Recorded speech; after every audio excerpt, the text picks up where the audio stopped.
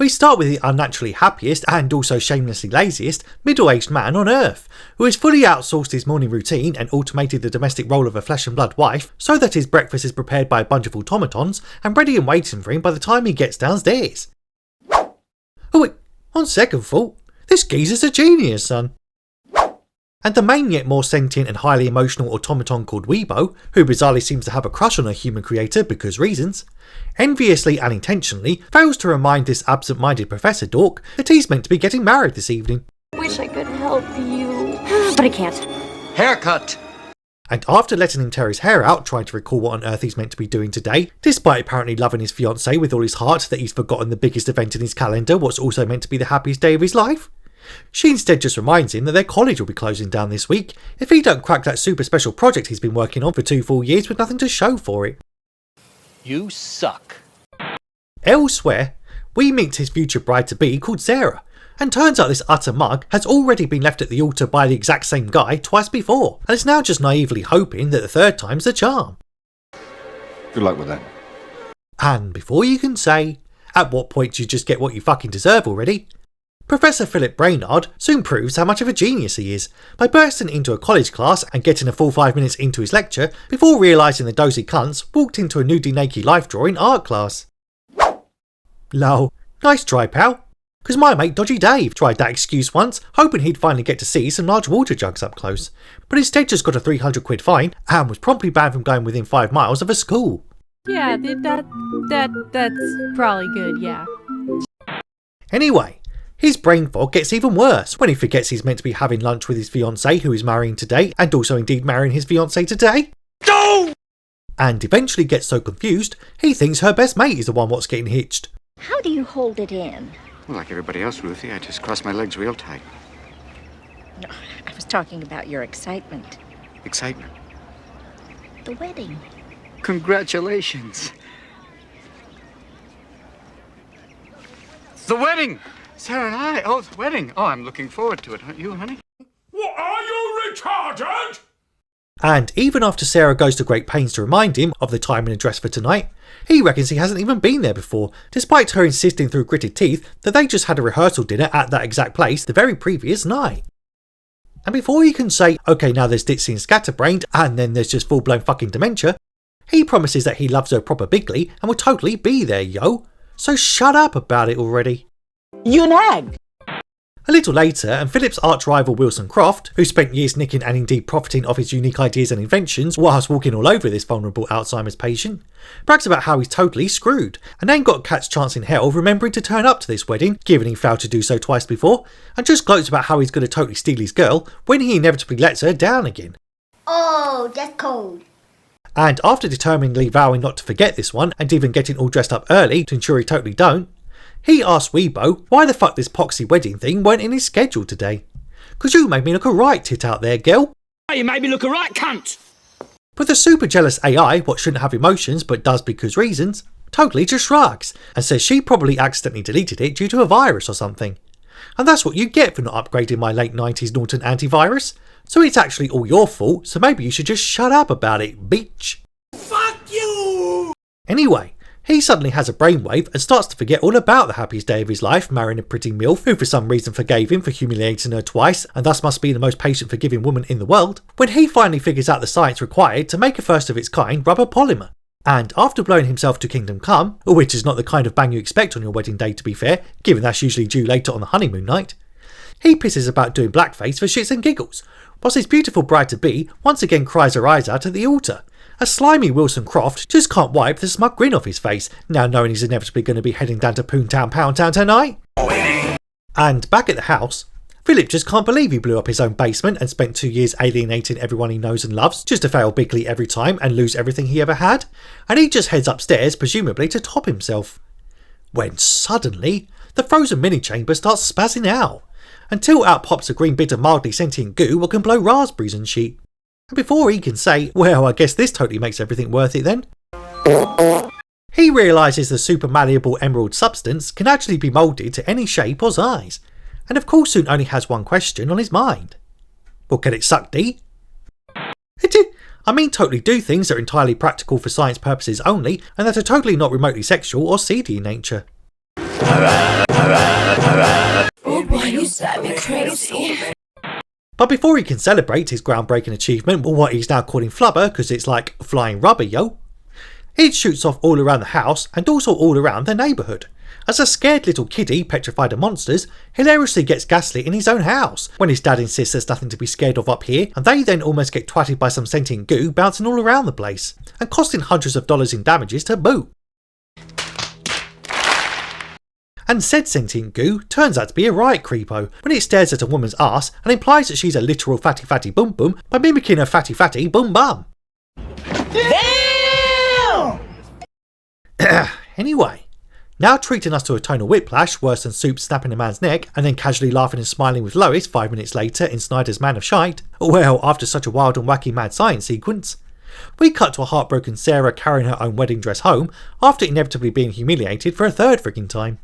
And not even super smug Wilson can bear to say, "I bloody told you so, you dumb 3-time 2 trusting bitch," and instead just drives her home to his place so he can cheer her up a bit. And he plans to cheer her up all night long and twice in the morning. Nice. Old Phil, however, has still not clocked what he's done, and is still out here experimenting with his new pet rubber thing, and realises he can now make it fly due to some nonsense about controlling the gamma flux radiation. Because science, bro. Which he totally does, but unfortunately, his watch alarm goes off, indicating it's now 6:30 and thus time for his wedding. And before you can say, oh, why has he programmed his watch alarm to go off at the exact start time of the ceremony when he's meant to be at the altar, and not at least 20 to 30 minutes before to allow for the actual commute and any last minute traffic jams for frig's sake, Weebo gleefully breaks the news that he's now doomed to be a middle-aged incel forever, given it's now morning time and 6:30 in the AM.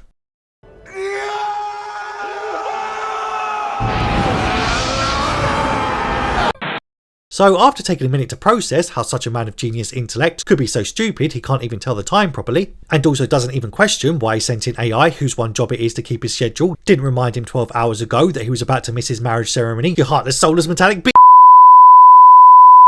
he heads over to Sarah's office at the college, where she's bizarrely marking papers on a Sunday morning despite last night being the worst night of her life, because reasons. And he briefly tries to apologise and explain how he screwed her over again because he was in fact busy playing with his goo all night.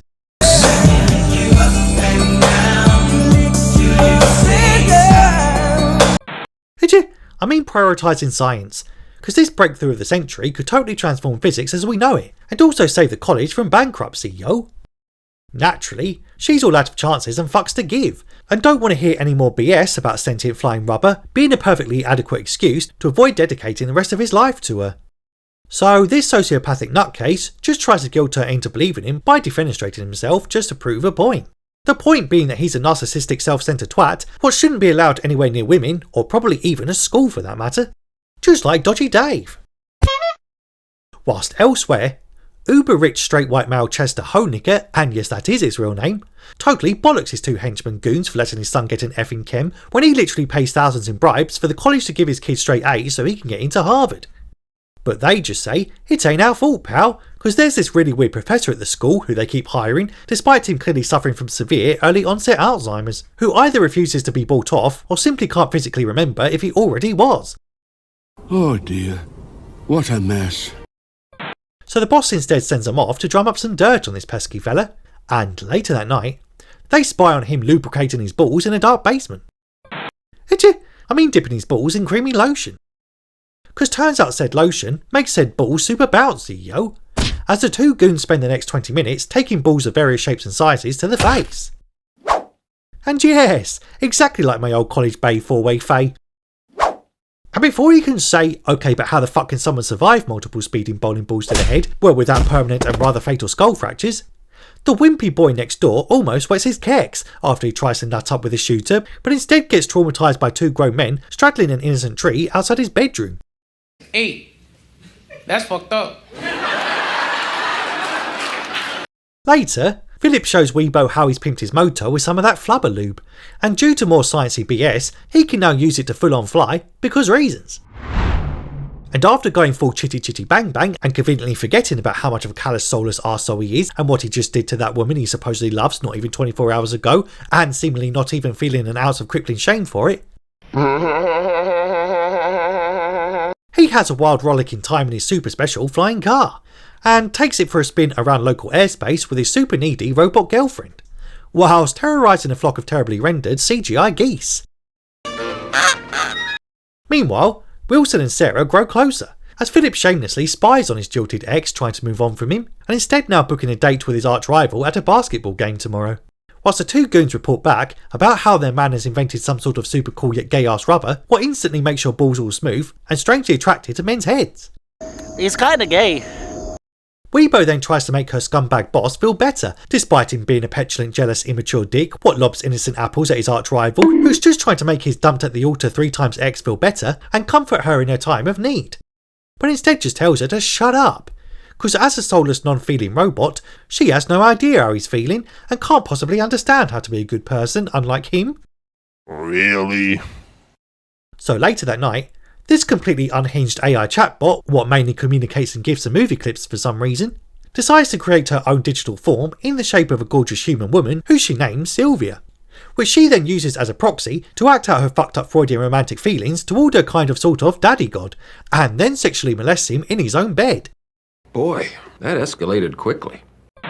Anyway, this corrupted, despicable excuse of a human being then tries to rig the local basketball game in order to win back Sarah and stop his rival being able to take her up the mountains if the other side wins.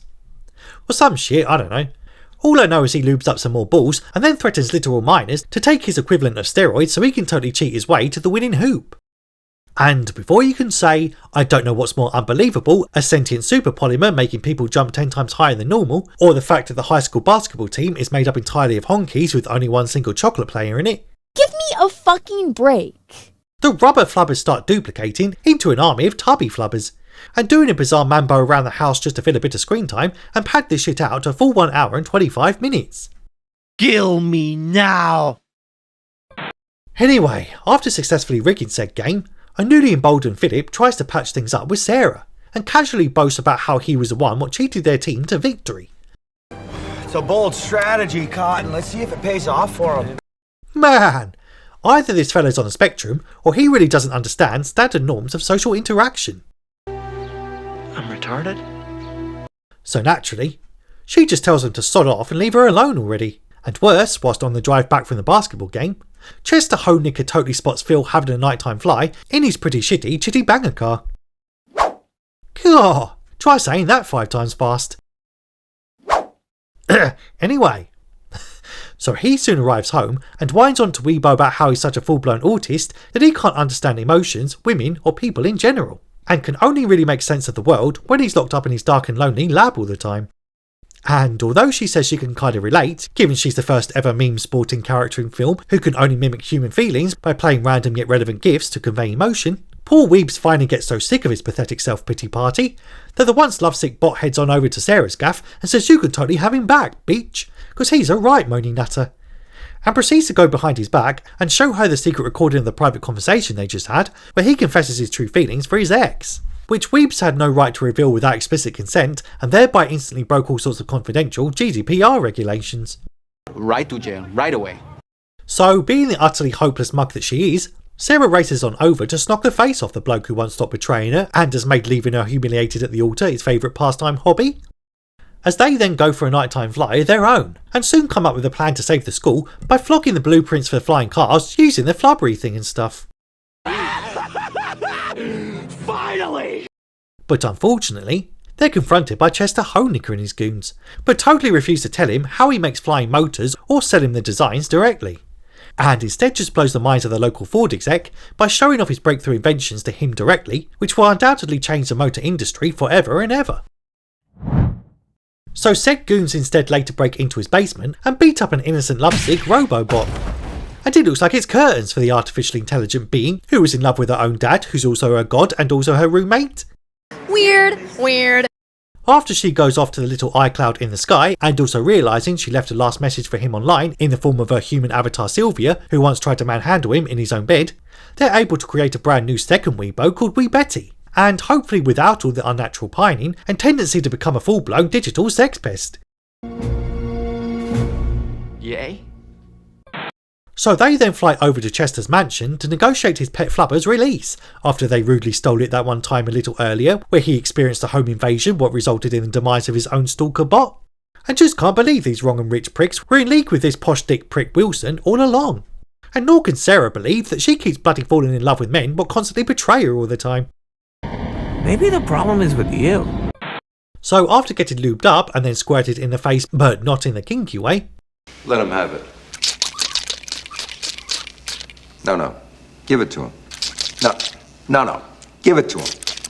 Stop that and give it to him. Put it in his hand and give it to him. No. Give the gun to him. They unleash the power of the flubber on the goons, which promptly takes pleasure in smacking multiple bitches up, before deep-throating the local baddie and tearing through his rear end. And bringing a whole new meaning to blowing his back out.